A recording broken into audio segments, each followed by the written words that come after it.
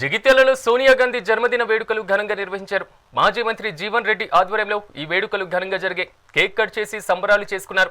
తెలంగాణ రాష్ట్ర ఆకాంక్షను సోనియా గాంధీ నెరవేర్చారని తెలిపారు. రాష్ట్ర ప్రజల మధ్యలో సోనియా గాంధీ చిరకాలంగా నిలిచిపోతారని జీవన్ రెడ్డి అన్నారు.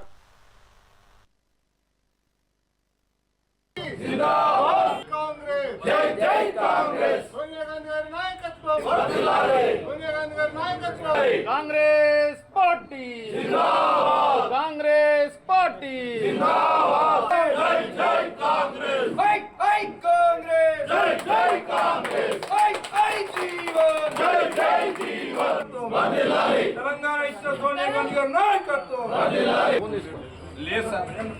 సోనియా గాంధీ గారి జన్మదినాన్ని పురస్కరించుకొని శుభాకాంక్షలు తెలియజేస్తూ అంటే వాస్తవంగా వాళ్ళ తెలంగాణ రాష్ట్ర ఏర్పాటు ఆకాంక్ష నెరవేర్చడం జరిగింది, కళ సాకారం కాగలడం జరిగింది అని అంటే అది సోనియా గాంధీ గారి యొక్క దాతృత్వం అని చెప్పక తప్పదంటుంది. ఇటీవల డిసెంబర్ 9, 2009 ఆనాడు ఏదైతున్నదో తెలంగాణ రాష్ట్ర ఏర్పాటుకు అంకురార్పణ చేపట్టిన దినం అని చెప్పండి. వారనాడు యూపీఏ చైర్పర్సన్గా ఇప్పుడే మిత్రులు అన్నట్టు ఎన్నో ప్రజాహిత కార్యక్రమాలు, సంక్షేమ కార్యక్రమాలు చేపట్టడంతో పాటుగా తెలంగాణ రాష్ట్ర ఏర్పాటుకు సంబంధించి ఆనాడు మరి 2004 ఎన్నికల సందర్భంగా ఇదే కరీంనగర్ జిల్లా కేంద్రంలో నిర్వహింపబడినటువంటి ఒక ఎన్నికల ప్రచార కార్యక్రమంలో వారు ప్రకటించడం జరిగింది. వారి నిర్ణయానికి అనుగుణంగా ఏదైతుందో అంటే వాస్తవంగా సాధారణ పరిస్థితుల్లోనైతే తెలంగాణ రాష్ట్రం ఏర్పాటు అనేది సాధ్యమయ్యే పని కాదు. అది ఏ ప్రభుత్వమే కానీ రాజకీయ పార్టీ కానీ తీసుకోబోయే నిర్ణయం రాజకీయంగా ప్రభావితం అవుతుంది. ఇవాళ కేక్ కటింగ్ కానీ ఇందిరాభవన్లో కేక్ కటింగ్ చేయడం జరిగింది. యూపీఏ చైర్మన్ ఉన్నప్పుడు సోనియా గాంధీ గారు భారతదేశంలో నిరుపేద కుటుంబాలకు కావాల్సిన 3 చట్టాలను తీసుకొచ్చింది.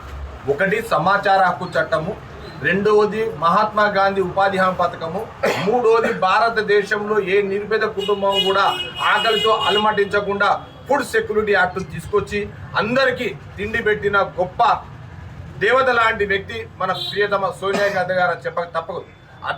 ఏ రంగంలో తీసుకున్నా కూడా సోనియా గాంధీ గారి కృషి లేని రంగం భారతదేశంలో లేదు.